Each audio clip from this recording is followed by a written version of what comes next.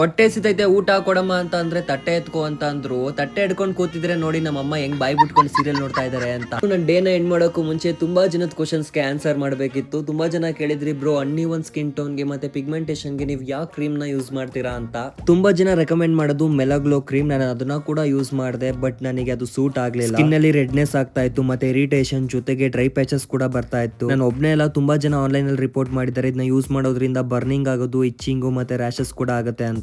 ಅದರಿಂದ ನಾನು derm docs kojic night cream use ಮಾಡೋದಕ್ಕೆ ಶುರು ಮಾಡಿದೆ. ಇದರಲ್ಲಿ ಕೋಜಿಕ್ ಆಸಿಡ್, ನಯಾಸಿನ್ಮೈಡ್, ಆಲ್ಫಾ, ಆಡ್ಬ್ಯೂಟನ್ ಇರೋದ್ರಿಂದ ತುಂಬಾ ಚೆನ್ನಾಗಿ ನನಗೆ ವರ್ಕ್ ಆಯ್ತು.